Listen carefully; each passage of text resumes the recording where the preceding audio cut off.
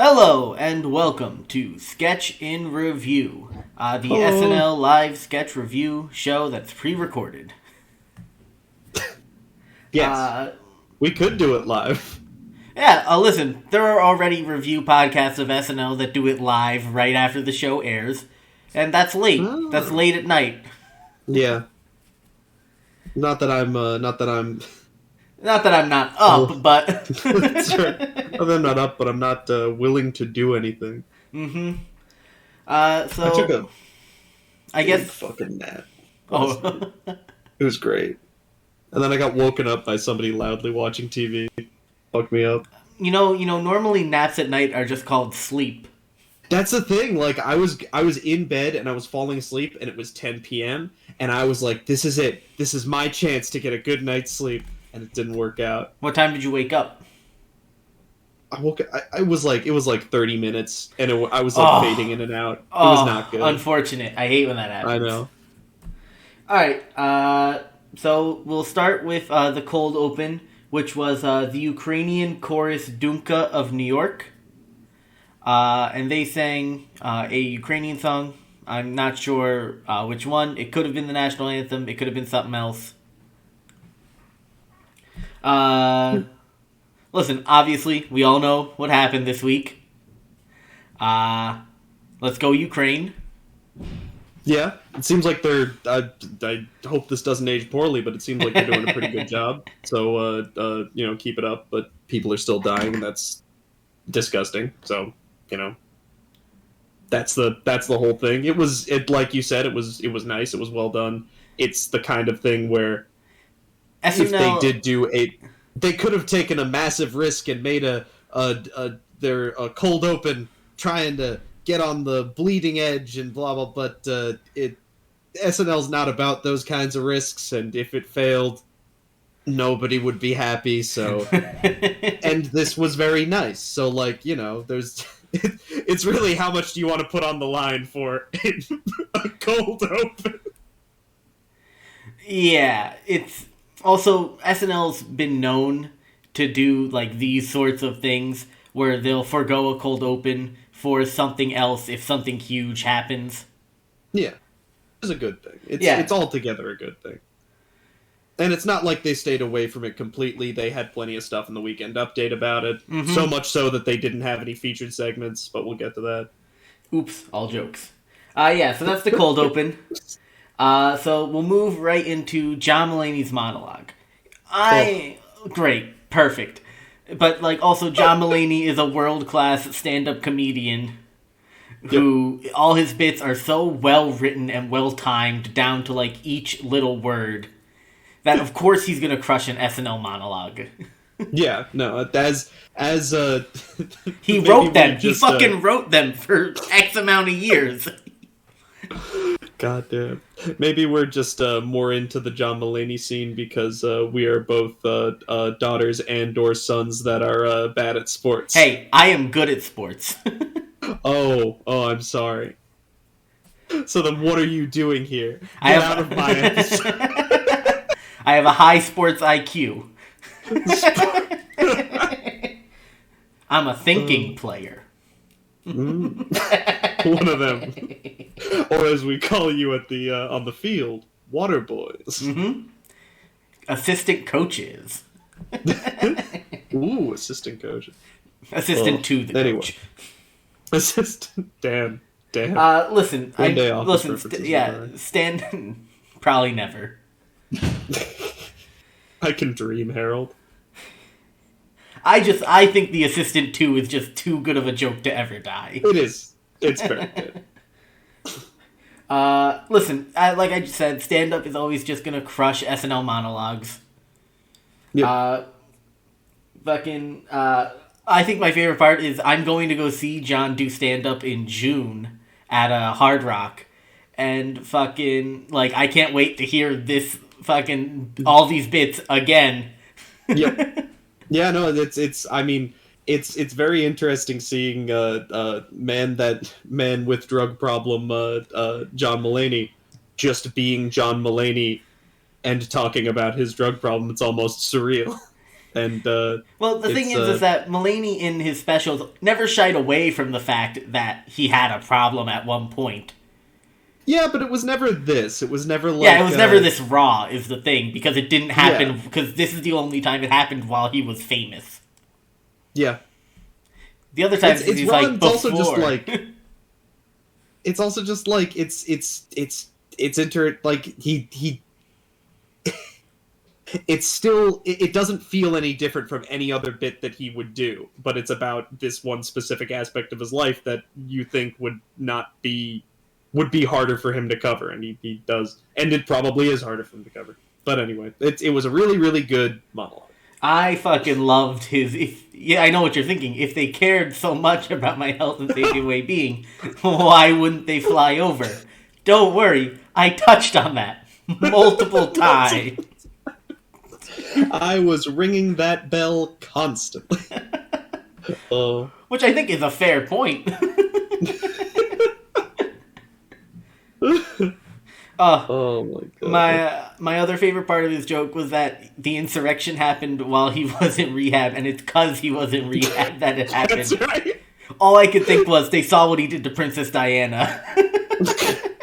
Jeez. Oh. Anyway, yeah, monologue, very solid. Yeah, absolutely. Next up is Monkey Judge. You know I like this. Listen, it's fine. It's like, it's an okay sketch. Monkey bits are funny, don't get me wrong. They've been done before. Better, I would say. It's the problem with the John Mulaney show is also what's great about the John Mulaney show, in that every character is John Mulaney, and we need to put up with that. If you can get into that vibe, you're going to have a great time. If that annoys you in even the slightest way, it's only going to get worse. Yeah, it's... Like, this is just a sketch where, like, somebody watched a nature documentary on monkeys and was like, let's do it. Let's do it, and let's have John play the monkey, because, like, that's funny. Yeah, and it is very funny. It's funny to watch. Like, no, I understand where you're coming from, in that it's very unfocused in a lot of ways. If you separate it from the John Mulaney speaking in the John Mulaney voice, explaining very candidly ways in which monkeys are dangerous and or just not people, very, very funny. If you can separate it from that, it is very weak, because it's just that. It is just that recurring joke. But the recurring joke is very strong, so it's a good sketch. I don't know. Yeah, listen, I could take it or leave it. I feel like it's a weak opening sketch, especially because we had such a serious cold opener. It is a 10 minutes to one sketch that they put at the beginning. Mm-hmm.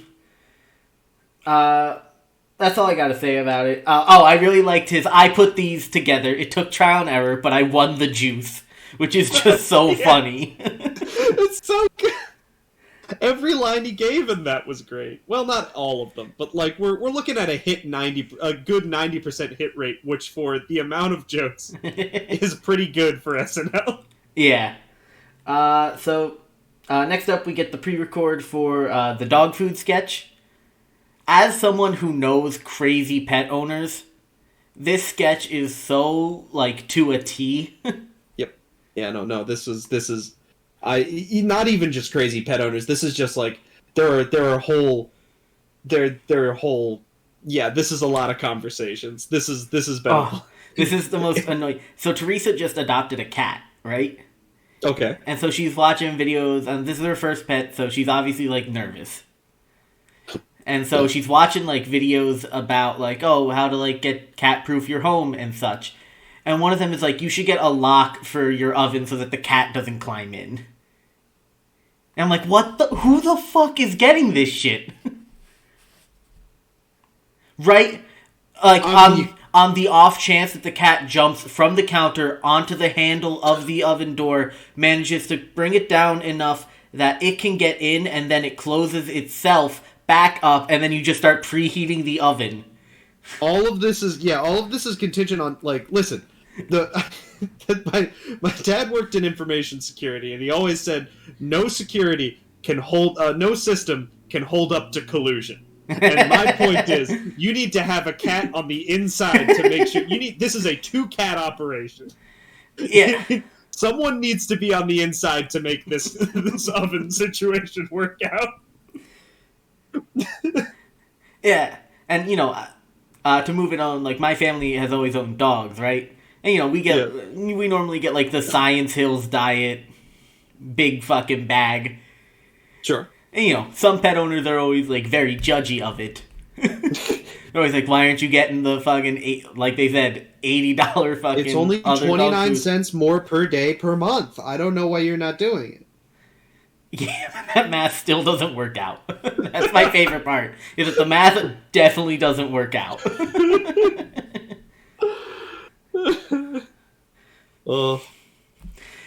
good. A lot of fun. Also very uncomfortable, but very good nonetheless. Well, listen, that's such like a good line for any sketch, which is just take this situation that happens in ads and just add the biggest dash of realism to it. Where the only person, where it's like, because the ad is the like normal person ad would be, they do that. They say it only costs 32 cents more per day per month, and the other person would just accept that as fact and get the other dog food, and then they leave. But instead, we have this dash of realism where the other person goes, "What the fuck do you mean? It's only 32 more cents a day per month? The math doesn't check out." And then the other person reacts how a person who would start that fucking conversation with someone about what they're feeding their dog would have to up it because they don't know math. It's like unedited footage of a bear level of like going off the fucking rails, where like I start worrying for the safety of this woman because she's just getting yelled, and then it goes completely off the rails where now it's a drama of her and her boyfriend, and her saying, "I can't do this anymore." It's very good. It was a very good sketch. Also, her name was Rebecca Ann Bush, which I just thought was funny. Of course. That's a John Mulaney knows exactly what's going on name. Alright, so the next sketch we get is the COVID restriction sketch. You seemed like you weren't a fan. It's just like, I don't know, maybe just someone says something slightly against the mainstream opinion and everyone goes, is barely a sketch. Yeah, no, it's true. Listen, it's true. There was a lot of weaknesses in there. The only person I think who did good in this sketch is Heidi Gardner, and that's because she snapped herself out of the fucking sketch halfway through. It's like, it's one of those, it's dangerous. SNL likes to do the middle of the road thing, and that can be dangerous because it's a situation. Some situations, like, you can't go middle of the road. In this one, it ended up blowing up in their faces because they ended up saying nothing, and then they ended up saying something that would piss off everyone, and then they ended up saying, like, it was unfocused. There was no meaning behind it, and it was like the idea of everyone.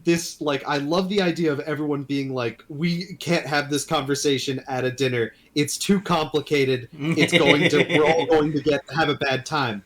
That was fun, and then the things that people were saying and the way people were reacting was because people would say something sort of innocuous and people would react weird, but then somebody would say something kind of fucked and people would react identically. It needed focus. It was a sketch that didn't have focus, that it was dangerous for it not to have focus. Mm-hmm. And yeah, and we're not even talking like dangerous and like misinformation, because if you're going to SNL for information, you're a fucking idiot. It's true. It's not going to. It's dangerous. It's dangerous in the sense that like it's just like dangerous because you're gonna fail at this sketch.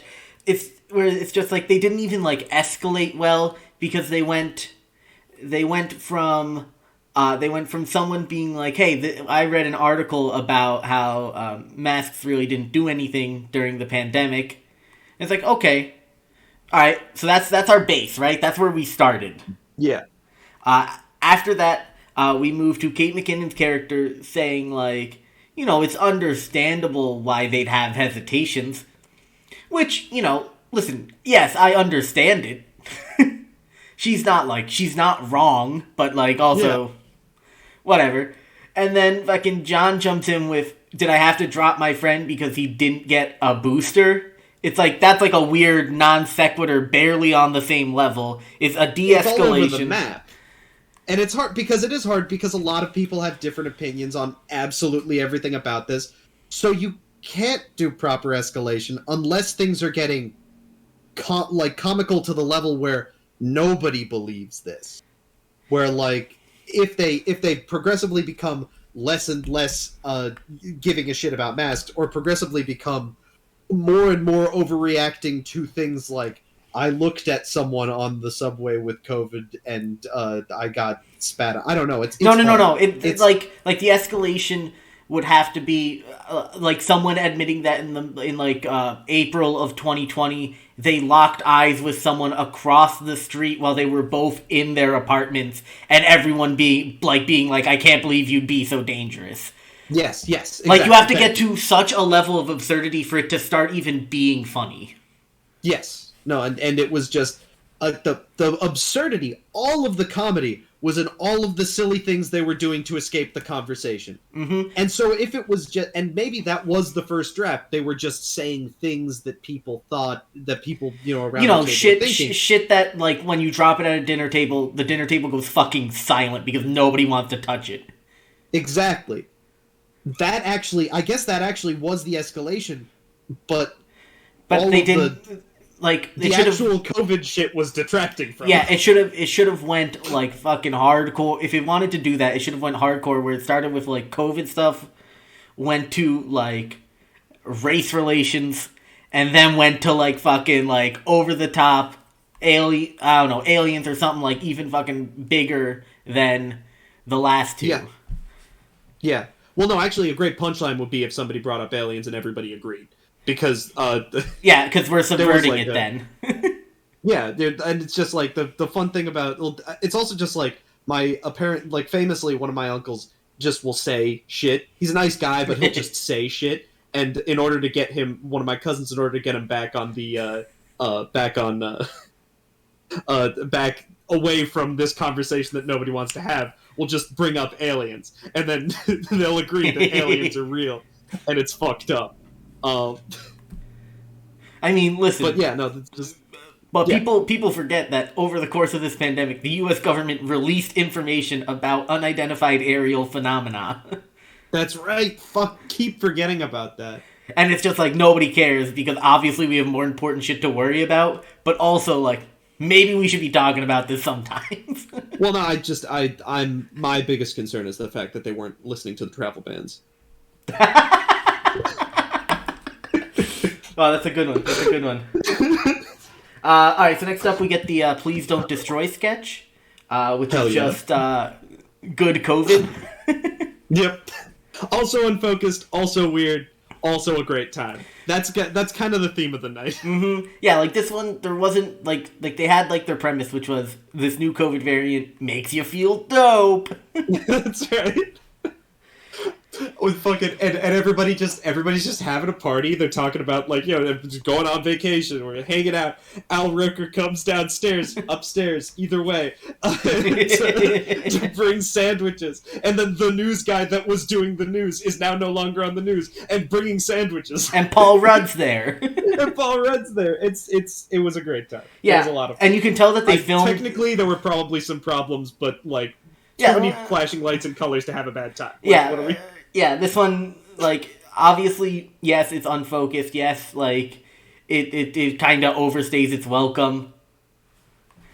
But, like, still, it's just, like, people having a good time, and it's fine. Yeah, absolutely. There's, they had two solid Fauci jokes. Fauci said, "Hit the club, no masks." Oh my god. Was it like there was like some doomer in me that like wanted them all to die for their hubris at the end? It was like, turns out the new COVID variant was dangerous and we were short-sighted.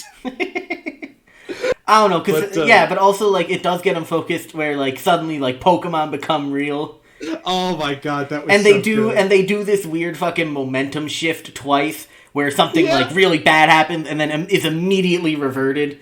Where Yep. Paul Rudd comes in, he goes, "I got the new variant and I got sick at playing the synth," and it's like the Pokemon have stormed the Capitol to pass sick legislation.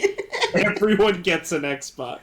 And now that's good SNL middle of the road. Mhm. Like they just wanted to like it's they didn't even they're not they don't want to they're not touching the political thing, not because they're afraid of the political thing, but because that's not the joke here. The joke here is that something awesome is happening. What's something awesome but also silly? And then they did that. And okay, sounds good.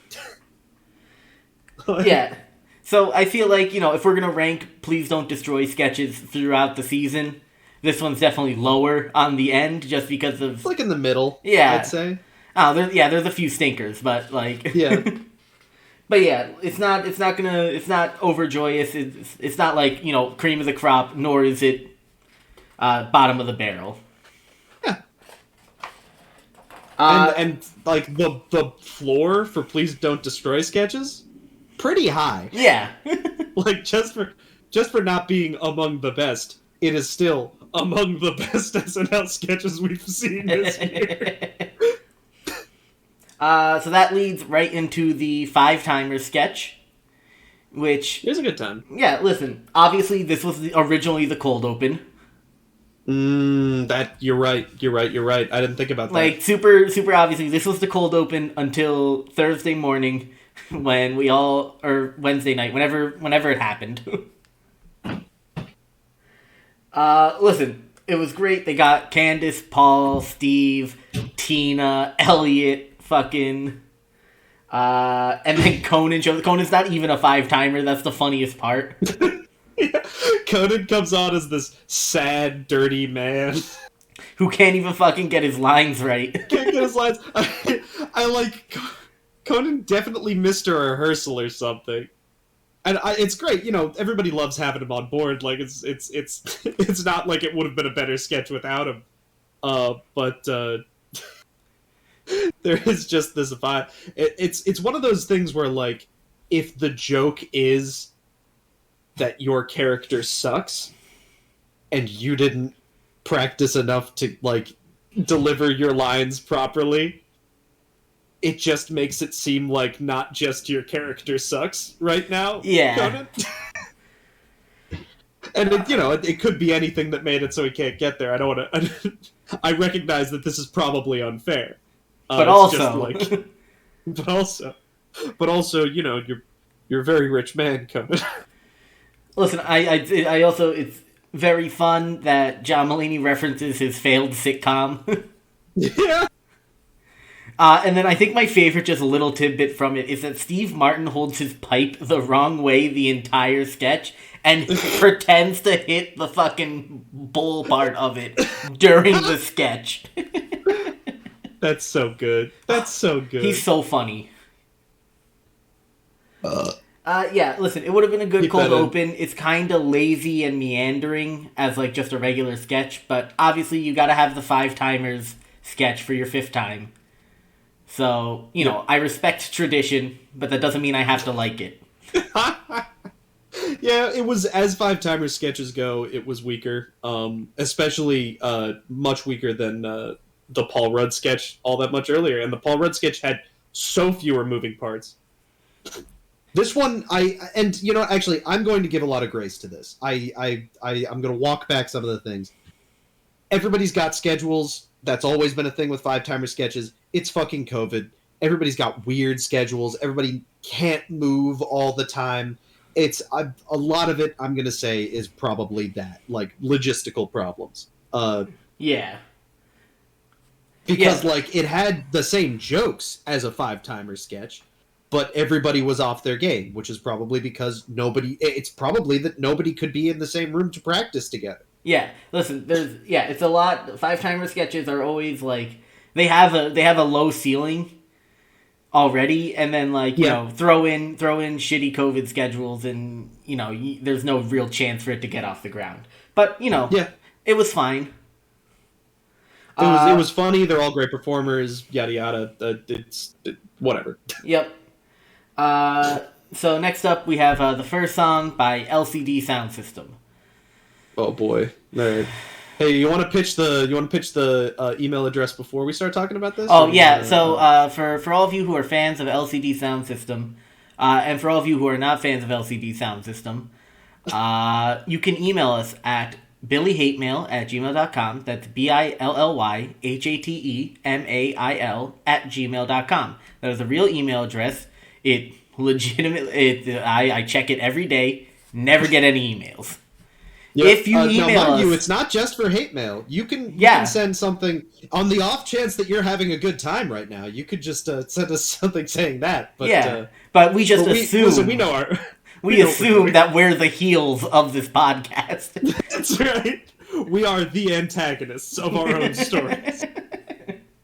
It's funny, in high school, whenever we did like our plays, I would always try out for the antagonist. I was like, I want to be the bad guy. I want to be the bad guy at least once. Whenever I've tried out for shit, I always got when I was younger, I got fucking nerd. The characters were like, that's a nerd. And so I always was like, I was the nerd or the creep or something like that. And then something changed, and then I was just lovable everyman. Every single time. It was no matter what all I got was the character actor role. Whichever role was just comic relief character actor, that's where I got put. It's you fucking goddamn high school directors are wild. They just decide, and then that's your role for it. Because I know a lot of people that were in character actor role. Listen, I didn't hate it. I had good lines. Yeah, no, all right, those are often the most fun roles. So LCD Soundsystem. I'm gonna start with just a blanket, fuck this band. I can't handle you go it. hard because I'll walk it back. There's fucking all right. So let's start off with, first off, you need that many fucking speakers. I get it that you're 8 people on stage, but like you need fucking 40 speakers around you at any one time. Fucking the PA system isn't good enough. It's not called VHS acoustic, Billy. Okay, fine, I get it. But still, like, then you should logistically understand, because I know for almost a fact that LCD Soundsystem has played fucking SNL before. So they know how small that goddamn stage is already. And they decided to fucking stack all this shit so none of them can move. They all have 2 steps worth of space on this stage to try and jam out to. And listen, I get it if you're, like, really into, like, the techno scene or whatever, where it's like, music that is just sounds.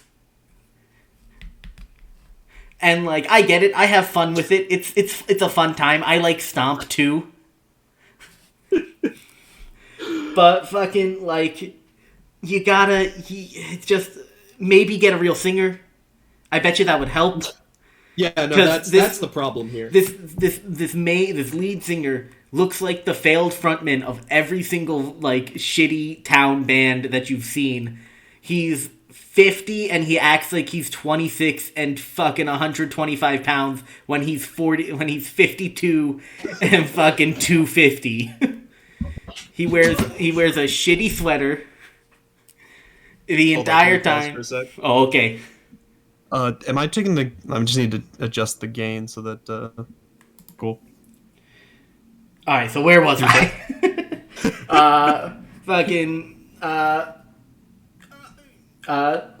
Quick joke note. I think they're called LCD Soundsystem because they were the test band for LCD. Because they just... Listen. I think they're a good band if you want to test out, like, the power of your LCD sound system. Because they're going to give you weird sounds in a bunch of places. Fucking, I don't like that the lead singer gives himself a shitty percussion solo in every song where he's just like, now we're gonna hear me hit these 2 cowbells in an interesting pattern for like 30 seconds of this song. Not to mention, he needs, like, the lyrics are fucking... I've never been, like, a real fan of lyrics that are just the same word over and over again, unless it's, like, already, like, specifically it's like billed and like put in as like pre-recorded sound. Yeah, like if you change it a little to make it like more, if it means, or like if it's not a constant drone over the real music, that helps. Like if it wasn't like, there's one song that just says Around that the just world says American Dad in Spanish once every like couple of seconds, and that's a bop. Yeah, But, like, or even Daft Punk's Around the World. Literally the only words are around the world, and yet somehow that's an infinitely better song. I don't even think there's any rules to this. I think he's just like really bad at the specific kind of performing that he really desperately wants to do. And he's got a voice that, like, I don't know, maybe he could sing a song if he decided to sing the song. Like he just drones words, and he doesn't have the charisma for it, and he's not good. You said all of the music behind him is very, I think I could get into it. I think there's some fun, cool sounds there, but there's just this weird old man saying dumb shit over and over again. I was sitting on a train like a couple of weeks ago. I was getting home from work, and there was this fucking dude, and he was behind me, and I think he was drunk, but he was just behind me, and he had a fucking jukebox, and he was playing music loud as fuck. And I shit you not, every 5 seconds, or not five, it wasn't every amount of time. Sometimes it was 1 second, sometimes it was 5, sometimes it was 10. It was always different. Every time he would stop, he would lower the music a lot and say something to no one. And it was like that water torture where they drop a drop of water at like different inconstant increments. Where like I can't focus on anything because whatever's going around me is changing. That's what this stupid song is. Yeah, not to mention like the fucking lead singer has a haircut that would look bad on someone attractive and looks worse on someone his age. He looks like fucking James Corden hit rock bottom. The thing is that he's too like tall to be James Corden. He's also very lean for James Corden, but yeah, that's the rock bottom. He's James Corden if James Corden could stop shoving his fucking food in his mouth for 10 minutes. Jesus Christ. of all of the things to rail against James Corden on, I think we could pick a higher fruit than that. You'd think. Can but won't, I guess. I think I've said most of my piece with LCD Soundsystem. All I needed to say was that I think the music is fun, but the man needs to stop. That's all I got. One last thing is just fucking like I thought Colin Jost had a punchable face.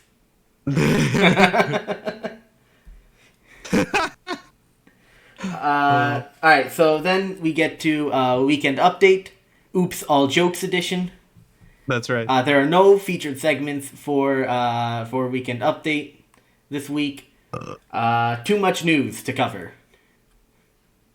Of which, there's the big thing with whole Russia invading the sovereign nation of Ukraine. Yep. Yeah. Listen, and also remember some winners in there.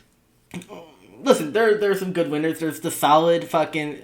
So I think there's like two that one epitomizes old Weekend Update and one epitomizes new Weekend Update. So the new Weekend Update joke was the after Biden interviewed the 3 black women and actually nominated one for the Supreme Court. I thought that was just for show, said the NFL, is a solid new SNL joke. It's like slightly edgy. It references a very recent thing in the NFL. And it's like it's just very like good and pointed. Yep. And then the solid old SNL joke is the fucking Medina Spirit has been posthumously removed as a Kentucky Derby winner because they failed the doping test. And to Medina Spirit, I hope you burn in hell, you cheater. I hope it's hot in horse hell. It's just God damn it. It's such like. I guess I just think horses are funny, but horse hell is the funniest idea I've ever. I hope it's hot in horse hell. I'm keeping that. It's like I said, it just kind of epitomizes like old SNL in such a way because it's just such a funny line targeted at nothing. Yes. And all the. And I will say, when you get all I think one of the reasons why we didn't have any featured segments on Update this week is just because there were just a lot of sketches that go like a minute too long, and because of that, you have to cut. You have to cut from somewhere, and the only place you can cut is Weekend Update. Yeah. When you get long sketches that don't go anywhere, you get a short Weekend Update. Alright, so after Weekend Update, we get Subway Churro. The fifth in John Mulaney's New York musical. And if you liked... If you liked Diner Lobster, fucking Bodega Bathroom, Airport Sushi, and... I forget the fourth one, but it's about... so it's... Okay. It's about... So Bodega Bathroom was the only one that I'd seen before, because I remembered when I saw Airport Sushi, I was like, have I seen this before? But I didn't remember anything in it. Mm-hmm. That is because I saw Bodega Bathroom, and they're all the same. Yes, listen. This sketch is just a recurring sketch. It hits the same beats pretty much every time, but generally it's a fun time.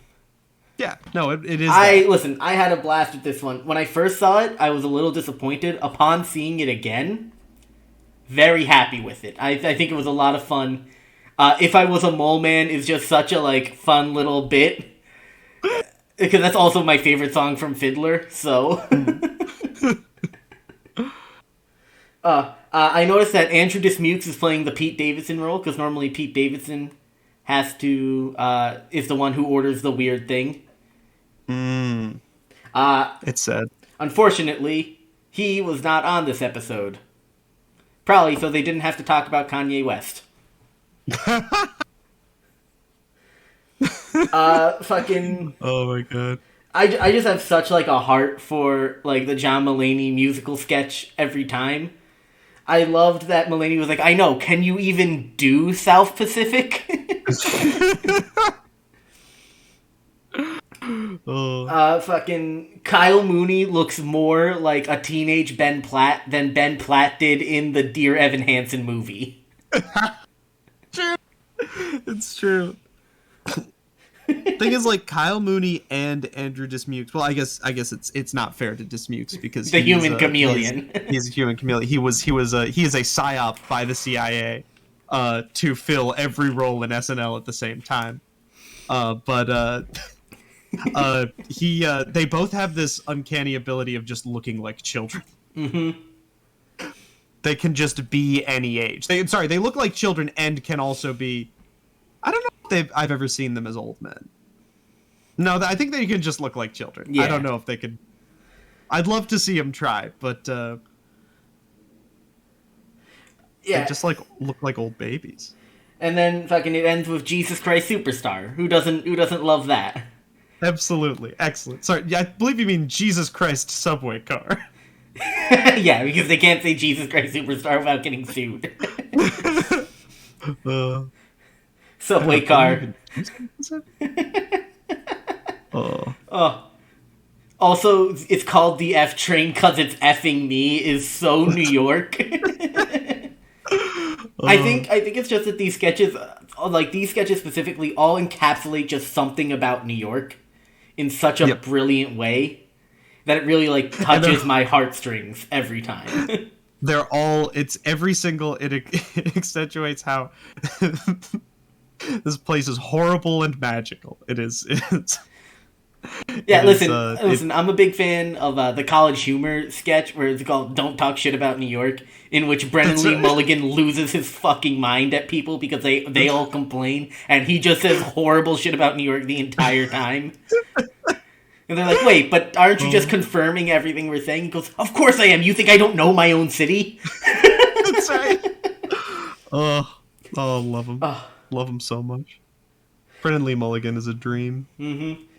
Brennan Lee Mulligan, if you're watching somehow, if your busy schedule allows you to watch a shitty podcast in which they review SNL episodes, come on for an episode. I think it'd be fun. Yeah, hop on, please. Alright, so after that musical sketch, we get Behind the Slime. It is a solid fish in the blender sketch. Okay, yes. A fish in the blender sketch, I suppose, is what you would call something that is not something that were it not as funny as it was. It is. There's something in it that makes it watchable. There is a core, there is an idea to this sketch. It is not chaos. A cake sketch is where chaos overlaps with mediocrity. This is just mediocrity. No, I think it's opposite. This is just chaos. It's not even good enough. Well, then a cake sketch has to be something else. I guess it's not even mediocrity, a cake sketch, because this is mediocre. This sketch is mediocre. It is chaos. You're right. It's not good. It's not great. Listen. I don't know. I'm always a big fish in the blender apologist. Like how you're a monologue apologist, I am a fish in the blender apologist. Fucking, there's just so much to it that I love. I love that Cecily got a fucking big ass concrete of slime dropped on her head, and Melissa Villaseñor got a bucket. I love that John Mulaney got blasted with a fucking cannon. I love those things in isolation, but they cannot elevate the fact that this sketch doesn't work on its own. To me. I don't know. I feel like they did it as best as they were ever going to be able to, where it was the right framing device. Because how else are you going to get that? They touched on. I think the jokes where it was just like where they'd say something and then immediately cut to Chris Red being like, "This is from 1980. This is not okay today, but this is from 1980." It's also very funny that Nickelodeon is still on the air in 1980. That's the wild thing is you can't do that on television. Was a Nickelodeon show, and you could never get that like put on today. Oh my god! You can't do that on television. Oh my god! And I think I thought the escalation was weird. Like, there was no escalation. Don't get me wrong. You're right. It was just three weird things, but it was weird. It was the dropping the brick was very funny. Blows my mind that was the first one. Like the first one should have been the weird spray. Like I guess if it was weird spray, then brick, then really long drop. Maybe. But like opening with brick was a bad move because brick was so strong. I think the move should have been brick, not brick, should have been long one. Sure. Spray cannon, brick. Then brick. Brick's a middle one though. Yeah, all right, then brick, then spray. Definitely long. I feel like the long pull one probably should have been. Then spray cannon would have to be funnier. They would have need to have put pepper spray in it or something. Like if they said, no. Yeah, we used an empty pepper spray can to do this, and like my eyes are burning. That would have been great.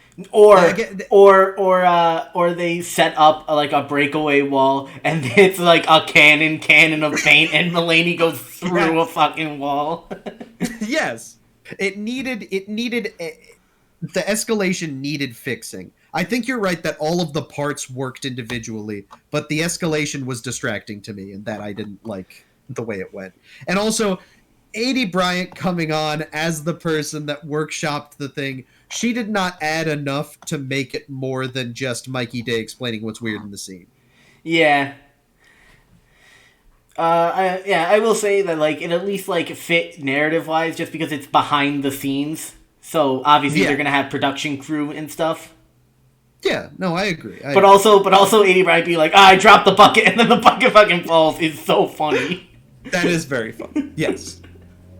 A lot of great parts in this sketch. Just needed. Mm-hmm.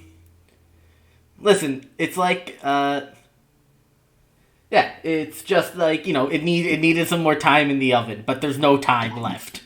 That's right. Oof. Alright, so we get LCD Sound System Part 2. Listen, I've wasted a lot of energy already talking about them. I'm not going to keep going. I don't like this band. If you don't like that I don't like this band, write me an email at billyhatemail@gmail.com. I want to like this band. I really do. I don't like the guy. I don't like what he does. I would like the band without him if they made fun sounds that were like just interesting soundscapes. And like I that is something that I will enjoy. Give me the thing. Please fire this man. All right. Then we move on our 10 minutes to 1 sketch, the Robinson Family Reunion. This is a sequel sketch to the Robinson wedding from one of Mulaney's old episodes, where it's basically the same idea where he's like, oh, I don't know anyone, and then a bunch of people he knows are there. Also, he's doing dance moves. Yeah. This one fell down in a lot of ways. The core idea is fun and functional. The fact that he's showing up to this family, he doesn't know anyone at the family. There's a presumed cultural difference because everyone there is black and he's white. And then so you're assuming a fish out of water story, and the joke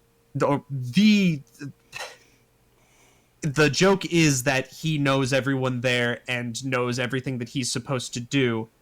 That's half of a joke. Yeah. Joke's a strong word. Do anything in this? I'd consider that's the thing that's supposed to be funny. Yes, but Ego isn't doing anything, and that's distracting because if the joke could be that Ego doesn't know what's going on. She doesn't meet her family that often, and so she doesn't know these distant cousins that he knows. She's never heard of this version of the dance before, which she says, but she knows all the moves to the dance. So that's not a joke. That's just distracting. That's just a statement. That's a way to do lie. It. That's just a lie. That's just a lie. Yes. And then there's also a direction in which, and these are just the two obvious directions. You could go unpredicted. You could do something that you could be smarter than me right now and make a better sketch. But these are the two ways. These are the two open goals you have for you. And then the other one is where she knows everything. She knows everyone. But she's the one putting him down, and he's the one constantly subverting that expectation. In both of these situations, Ego has a role in the scene that heightens the joke. Instead, she's just there. Again, we don't need to do these jokes. All of these jokes are very boring. These are not exciting jokes to go down, but they are functional. Yeah, it's I guess I just really don't like this sketch. It's a weak ender. But also, less people watch 10 minutes to 1. So, like, if this was the most functional sketch they had of the cut for times, I could see them throwing this on. I guess. But, like, make the 10 minutes to 1 the, I personally think... Monkey Judge should have been 10 minutes to 1, obviously. Monkey Judge absolutely should have been 10 minutes to 1. It's weird, you're warmed up, and if the parts that don't land, you're like, who cares, it's a 10 minutes to 1 sketch. This one is more of a first 30 minutes sort of deal where like they front load after the cold open and after maybe a stronger opening, like the second real sketch might be kind of a stinker. That's where I'd put this one personally. Yeah. It's awkward placement for not like great. So yeah, listen, that's everything we got to say about it. I think LL Bean's Customer of the Year was a solid line, but besides that. Absolutely. All right. Now we move on to our awards of the week. We have 3 awards: Offensive Player of the Week, Defensive Player of the Week, and Sketch of the Night. Starting with Offensive Player of the Week. This is a person who played strange characters, was a driving force in a lot of sketches, and generally was like the main character of whatever sketch they were in. This week, Oh boy, I wonder who it's gonna be. my offensive player of the week is John Mulaney. Oh no, what an upset! What an upset that former SNL writer John Mulaney, when he's host, makes himself the main character of all the sketches. Yep. And Makes nails himself it. the main character of all the sketches. Has a hand in writing all of the sketches, so they are tuned to his particular set of skills. Listen, and like this may sound like shade, but it's just like, duh, of course he's gonna do good. He's got it already. It's the only reason this is shade is because in this fictional award we're making that nobody asked for, he has gamed the system. Yeah. I'm mad at him because I put him in a situation where he's the bad guy. Yeah. But I'm still mad. Yes, no, he did a great job. Congratulations, John Mulaney. You're the offensive player of the week. You got what you wanted. You did it, bud. You won a sports award, kind of. You won a sports award from an SNL podcast that nobody listens to. Hey, we have ones of viewers. Nah, maybe. No, I think we might have broken 10 of viewers now. Oh, That's right. We're getting up in the rankings. that Puts us in the top 1 percentile of podcasts. Yeah. Defensive player of the week. This is someone who played the straight man in sketches. Generally kept things on the rails and together in a sketch, and generally would like make sure that things were okay, and more of a background character that helps out in scenes. Connor, who do you have for defensive player of the week? I can't think of someone right now. I know this is a tough week because there wasn't a lot of defense being played. It's true. Keenan was in a lot of skeins. He's always a he's always a popular one for this. He does his job all the time. He's yeah, you love to have Keenan on board. I don't remember a specific standout of him saving a scene. I don't think many scenes needed saving. You know what? I'm gonna go for oddball choice, Chris Redd, for defensive player of the week, based off of his work in the Subway Churro sketch, because he's the friend who's like, you're getting a churro on the in the subway, and he's the one like, mole people are real, and he's not wrapped into the songs. He is very much there to be the audience like viewpoint of like, what the fuck is going on here? Yeah. Style. So I feel like he plays a lot of defense in that, and in the slime sketch, him playing Nick Cannon, and helping to frame the show and frame the funny parts of the sketch in order to make it work, allow him to be my defensive player of the week. Okay, that's good. I'm going to... okay. I think this one's not going to be you might not like this one. I don't know. It's only for one sketch, because she's only in one sketch. But it needed a lot of saving. I'm going to give it to Tina Fey, who I think... Ooh.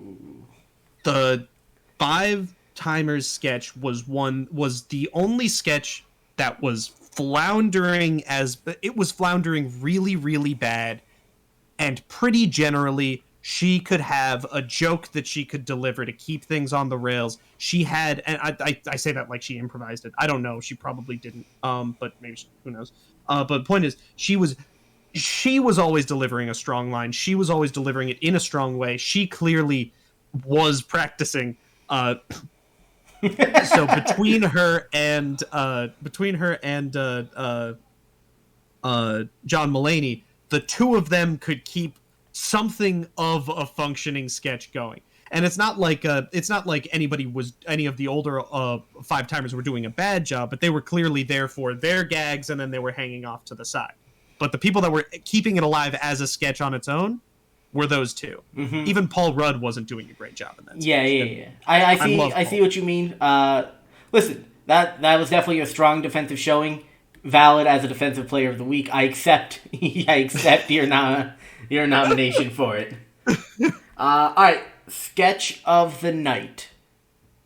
I think mine's pretty obvious what I'm gonna pick. So if you want to go first, Connor, or do you want me to vamp for a bit with mine? I'm trying to remember all the sketches to see what my. Do you want me to go through them real quick? If you don't mind. We got the monologue, monkey judge, dog food sketch, COVID restrictions, please don't destroy, 5-timer sketch, weekend update, Subway churro, behind the slime, Robinson family reunion. Wow. When you look at them all, like, in the moment, they're all a great time. I think this was a very mid episode where, like, nothing, there were a lot of great jokes, but nothing stood out as a fantastic sketch. And there were also no absolute bombs. Even Robinson family reunion in any other night would have been a functioning sketch, even though it wasn't the strongest. I'll go with, why don't you do yours first? All right. I still need to decide. I'm going to go with Subway churro. I'm a sucker for musical sketches. It's always fun to get a medley like that. And, you know, they're always so New York centric that, like, growing up in the New York City metropolitan area, it just touches my heartstrings every time because I know what they're talking about. So for me, it's always every single Mulaney sketch, every time Mulaney is hosted, I think my sketch of the night has just been the musical sketch. So it's just like, I'm not changing myself. I'm caught between the stronger sketch overall of dog food and the one that brought me the most childlike joy, which was Monkey Judge. Well, I mean, listen, your opinion's already tainted, so it doesn't matter which you pick.